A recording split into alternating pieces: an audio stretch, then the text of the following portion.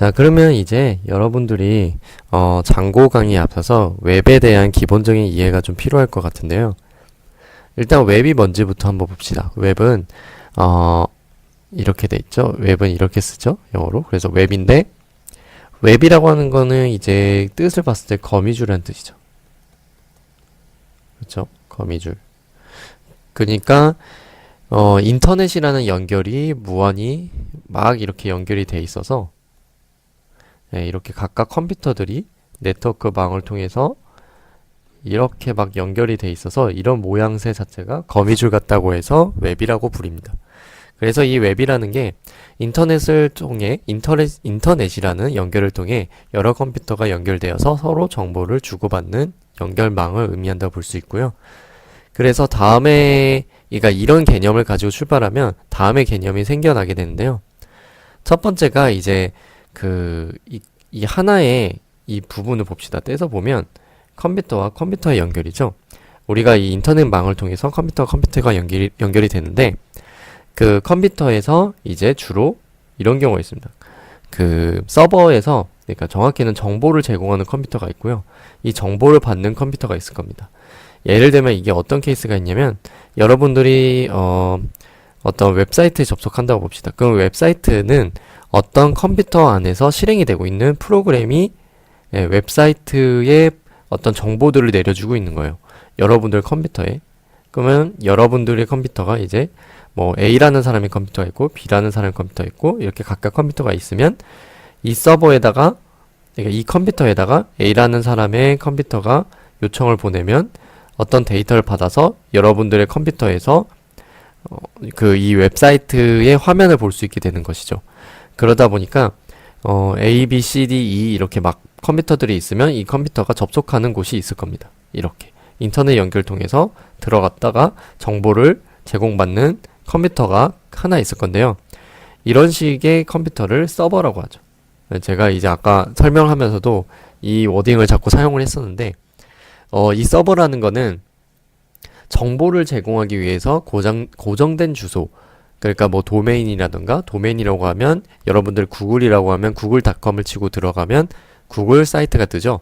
그것처럼 정보를 제공하기 위해서 고정된 도메인, 즉 URL 아니면 고정된 IP 등을 가지고 있으면서 다른 컴퓨터가 접속할 수 있게끔 고정된 주소를 치고 들어가면 접속할 수 있게끔 필요한 정보를 주는 그런 컴퓨터를 의미합니다. 그래서 컴퓨터나, 사실 컴퓨터가, 여기서 말하는 제가 컴퓨터가 물리적인 컴퓨터를 얘기할 수도 있는데 약간 논리적인 어떤 단위가 될 수도 있어요. 이거에 대한 설명은 좀 이제 딥하게 들어가면 그런데 일단 여러분들은 컴퓨터라고 이해하고 계시면 되겠습니다. 그리고 클라이언트라고 합니다. 이런 여러분들의 컴퓨터 역할을 하는 것이 클라이언트라는 걸 하게 되는데요.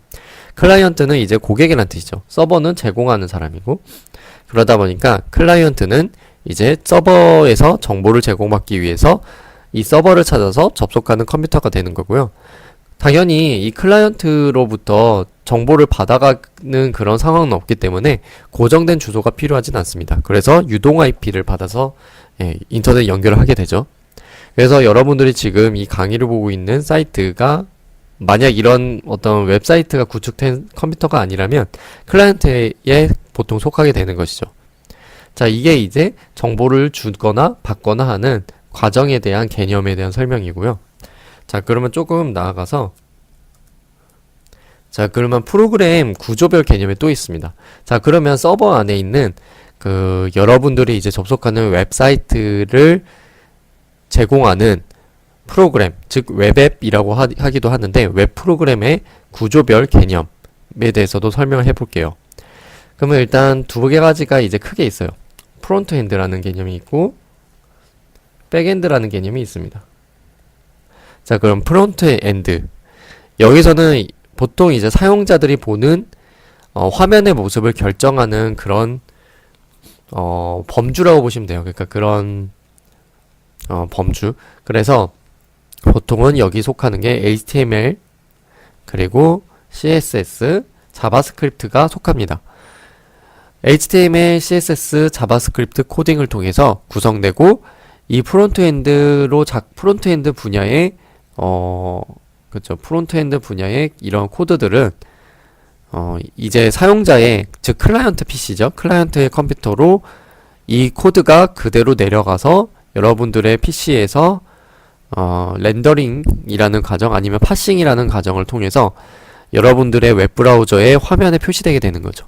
그렇다는 것은 이 프론트엔드라는 부분은 그러니까 프론트엔드라는 부분은 여러분들이 이제 컴퓨터에서 실행이 되는 코드라고 보시면 돼요.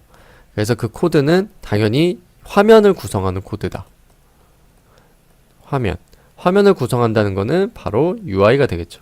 UI나 뭐 효과, 화면 효과들 아니면 뭐 간단한 이제 백엔드와의 상호작용이 되겠습니다.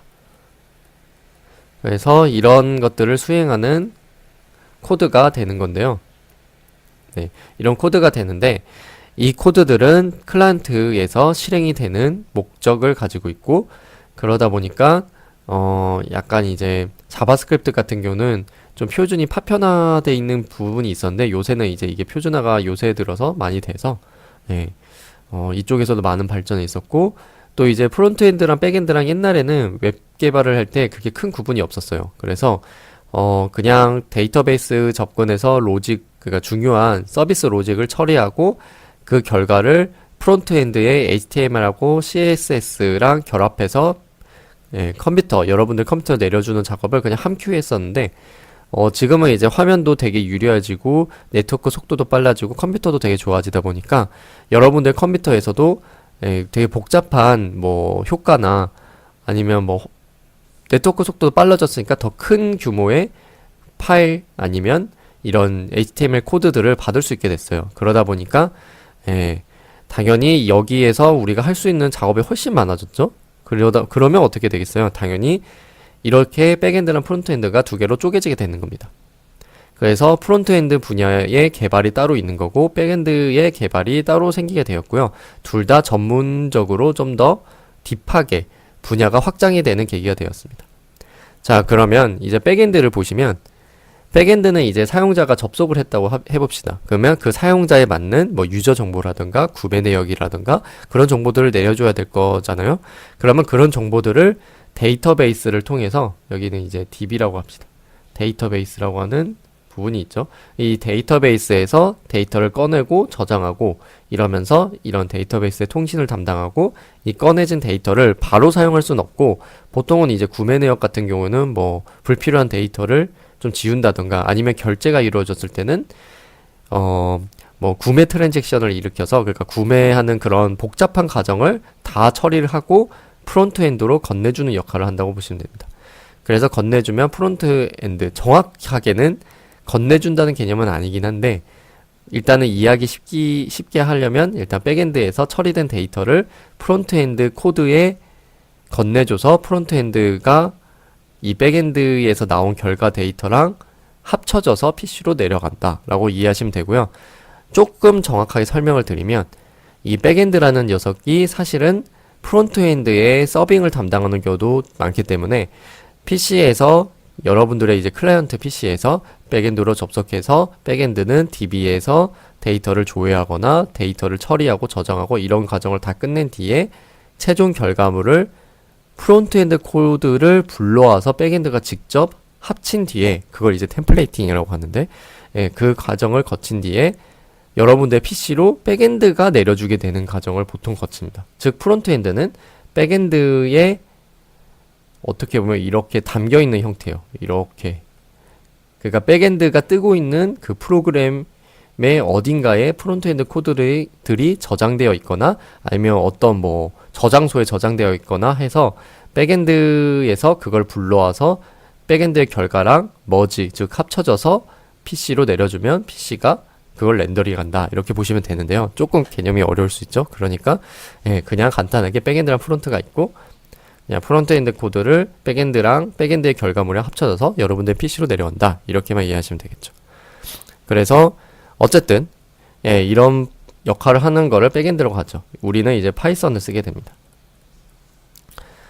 자, 이게 이제 웹 프로그램의 구조별 개념이 되겠습니다. 그러면 자, 다음으로 이제 마지막으로 서버 클라이언트 간 통신 방향별 개념이 또 있겠습니다. 이것도 이제 이해를 하실 필요가 있는데 이건 간단하게 넘어가죠. 클라이언트가 있고 서버가 있다고 해봅시다. 그러면 이 클라이언트랑 서버에서 클라이언트가 이제 서버한테 필요한 데이터를 요청하는 걸 말 그대로 요청이라 그래요. 그래서 영어로 보통 이걸 많이 쓰는데 아무래도 예, 리퀘스트라고 합니다. 그리고 서버가 만들어진 데이터, 즉 프론트엔드랑 백엔드를 합쳐서 최종 결과물을 내려주는 것. 이거를 이제 리스폰스라고 합니다. 응답이죠, 그냥. 예. 근데 이 단어를 되게 많이 쓰기 때문에 여러분들이 이 개념과 이 단어에 익숙해질 필요가 있어서 한번 언급을 드린 거고요. 제가 이제 강의 자료를 따로 제공해 드리고 있기 때문에 강의 자료를 보시고 한번 이 내용을 리뷰해 보시면 좋겠습니다.